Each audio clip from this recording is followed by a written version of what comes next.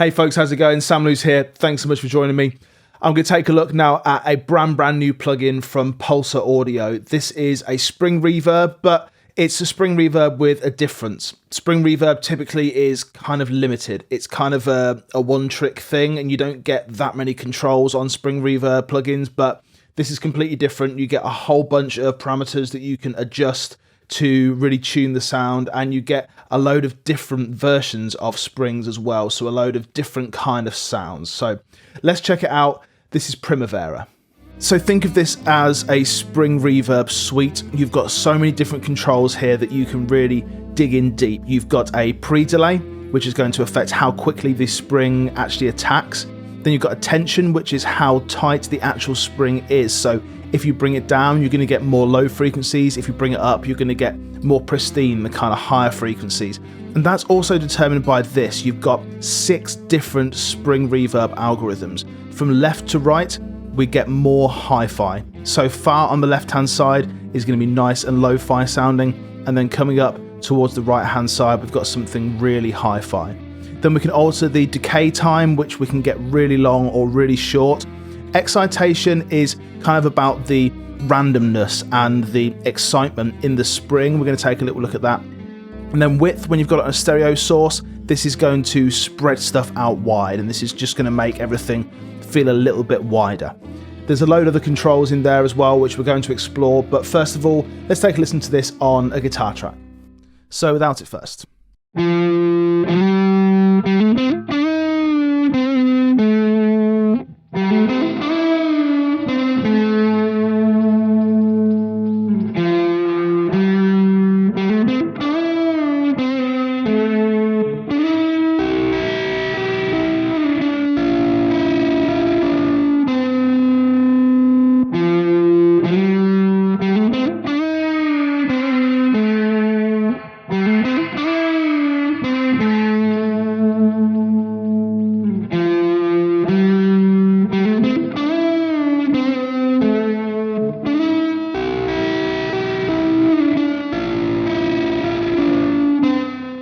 Okay, so there's a load of different spring sounds there, which are really going to allow us to kind of dig in deep. And this is what I like about this plugin, because with other spring reverbs, you kind of just have the spring and that's it. But with typical reverbs where you have plates and rooms and all this kind of stuff, you have more and more controls, and you can really dictate exactly every parameter of the reverb. You don't really get that on spring reverbs, but you do on this. So you've got 6 different reverb algorithms, as we've just heard. We've got a high and low pass, so we can make sure that there's not too much low frequency going into there, not too much high frequency. And the drive is really interesting. We're going to take a look at this in a bit more detail in a moment, but you've got 2 different types of drive. You've got tube and then transistor. So this is the preamp section, and you're really going to get a bit more kind of grunt out of it. If I just put this on a nice hi-fi setting with GBS and drive this preamp, you're going to hear a little bit of grind.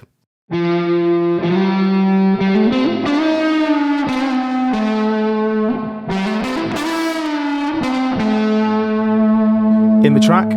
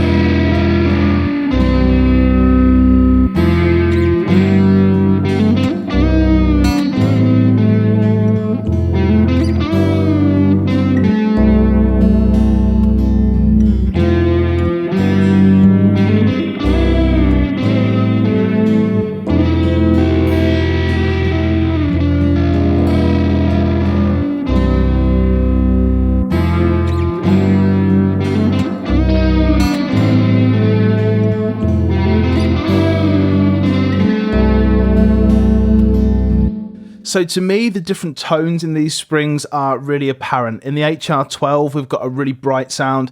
In the Twang and the SR202, we're getting far more kind of subdued. So these are going to work well for like a really chilled, laid back thing. And I've got some keys here as well, which are relatively kind of lo-fi, just coming from a contact instrument. And then I've got massive on here as well, which is just giving a real boost in the upper mid range.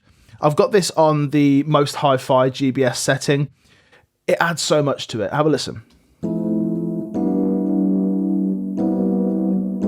But without it,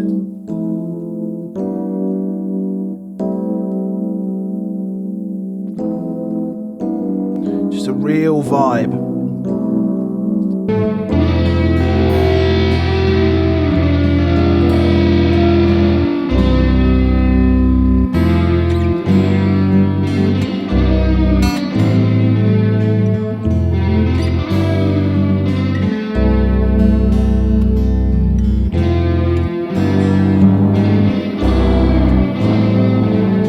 You can get really aggressive with this thing.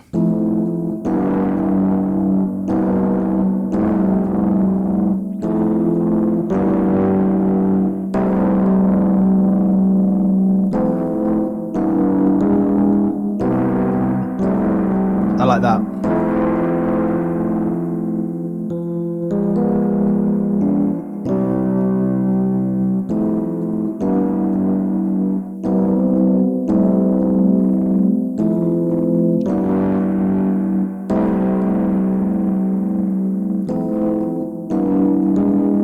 So we've got a presence control as well. So for some of these darker algorithms like the SR202, we can just bring in a little bit more kind of high mids and high end just to open it up a little bit.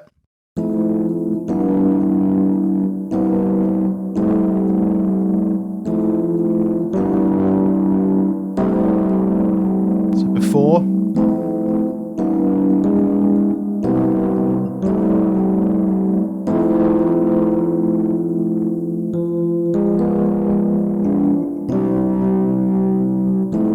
And this is on the furthest wide setting, so width at maximum. If you're on a mono track, then the little mono light will come on and it will not do anything, basically. The width control won't do anything in mono. But in stereo, it will. So let's take this all the way down and see how much it's doing.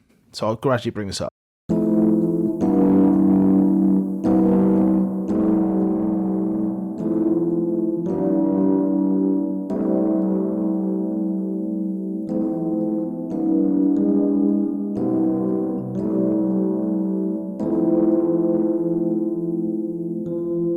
Yeah, you can hear that that's kind of spreading stuff out a bit. Now, ducking. So I'm familiar with ducking for typical reverbs and delays. It will kind of get out the way when the signal is actually present. And we've got these tooltips up here, which I've left on. Typically when I'm doing a video, I'll turn tooltips off because they kind of get in the way. But with the new plugin, it's handy, A, for me, and B, for you guys to see exactly what's going on. So ducking, adjust the level of compression applied to the reverb so that it fades in when the source, also it fades down when the source is playing, yeah, as we expect, then fades back in when the source stops. So essentially what this is doing is when there's signal, when there's the instrument, it's going to get out the way. It's going to compress down and then kind of come back up when the signal goes away. Now I think this keys track is pretty kind of all the time. So let's put this on, maybe on the vocals, and we'll just hear what's going on here. Now I need to set up this reverb bus. So we've got Primvera here, and you can have an external sidechain as well. Okay, that's cool. So you can bring it in. All right, so it's kind of like a normal ducking thing, but just on the external sidechain. So when something else comes in, you can duck it then. That makes sense. Let's see what it sounds like in this vocal though. So let's bring the ducking up, and it should just jump out the way when the vocal is present. Take me on a perfect ride, the likes of which I've never seen. Okay, without it. Take me on a perfect ride, the likes of which I've never seen. Maybe I need to give it a little bit more to actually notice that. Let's turn that send up. So ducking at normal, nothing on. Take me on a perfect ride. And then let's bring the ducking all the way up. Take me on a perfect ride. Okay, yeah, so it obviously kind of just springs back into action when the vocal goes away. So I don't think of spring reverb as being a particularly obtrusive kind of reverb. Maybe something like a hall or a plate is particularly like intrusive, but to me a spring is meant to be on all the time. So that's probably going to be useful for some instruments, maybe not necessarily. I don't know, I guess it's kind of aimed for vocals, isn't it, to get the diction out, to get it so you can hear all the words, but to me it's never been as much of a problem, but for some people I'm sure it's going to be useful. Now we've got a mix wet and dry here essentially. There's a little tip. Set to minimum, you can use the plugin as a distortion box. That's got to be worth a try. So let's go to our guitar. Where are we? Guitar lead. Let's solo this. Let's take off my amp modeler. Let's go all the way down. Let's crank that up a little bit. And then let's stack it. Let's go crazy. Let's stack like 4 in a row. And then put a cab sim on as well, just to see what it sounds like. So let's go cabinet, loader, doesn't matter what it is, just the first one. So this is using the spring reverb as a distortion, as a guitar amp basically.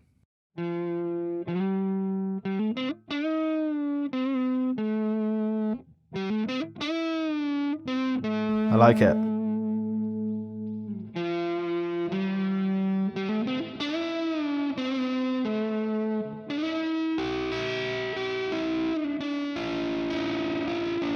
So you've got kind of a tube guitar amp or a transistor guitar amp. I'd have to go through all of these and change the tube to hear it, so I'm not going to do that. But I like it.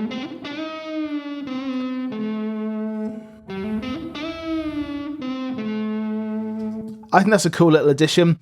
I think anything that has drive in it, anything that has it in the preamp is giving you license to do that, to bring up that, bring up that drive and use it basically as a guitar amp. But the fact that it kind of points it out to you is kind of cool. So, wow, there's a lot to go through in this. I think we've kind of covered the different algorithms. There's 6 of them going from lo-fi to hi-fi. What more do you want to say? If you find something sounds a little bit too chilled maybe, then move it up to the right and get something a little bit more hi-fi. Some of these are obviously recreations of, should I say, proper gear, analog gear, actual real life physical stuff. I don't know if I can really say what all of them are made from, like what they're meant to emulate.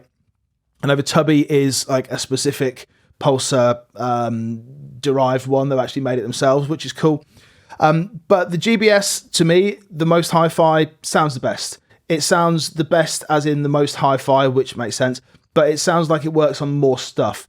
The twang kind of works, but it's very much a one-trick thing. It's very much like that is the sound that you've got and kind of stick with it.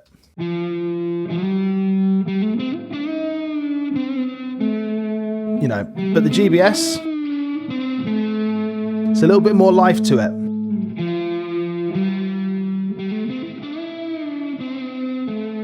Now, the one thing that I need to mention here is there's kind of a cool thing where you can whack the springs and it will make a noise. Now, I've not done this too much, and I don't know, basically if you've not got anything playing, it doesn't do anything. If you've got something playing, you can whack them. Okay, so if you have the tension down low, then it's going to change it. Bring up high. Do it over to the left or the right.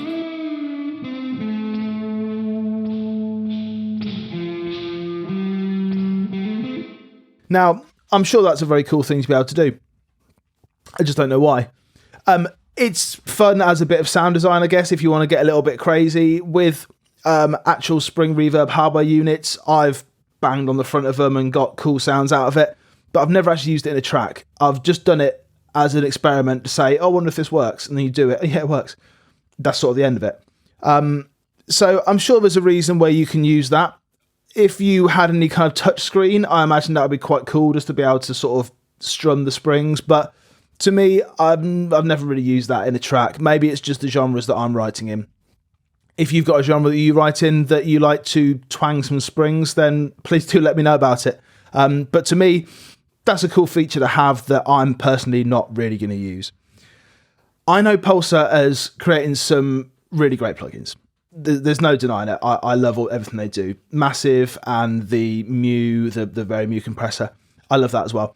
And I love the 1178. There's nothing they do that I don't love. And that still stands true here. I love this. I think it's great. I think Springs have got a very specific place in music production, and I think they've got a very specific purpose. And usually they're a one-trick pony.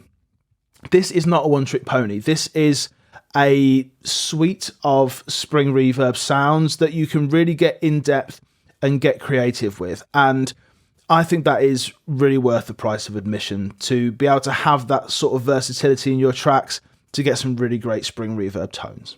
So thanks a lot for checking it out. If you like what you see, you can jump to the link down the bottom where you can get this. I have an affiliate link there where I get a couple of quid kickback for every time you buy something through that link. So if you wanted to get any of these plugins, any of the Pulsar, this included, then I'd appreciate it if you could click that link, and it means that I get a couple of quid just to keep the channel running. Either way, if you enjoyed the video, please remember to subscribe and check out the members section. I'll see you again soon. Take care.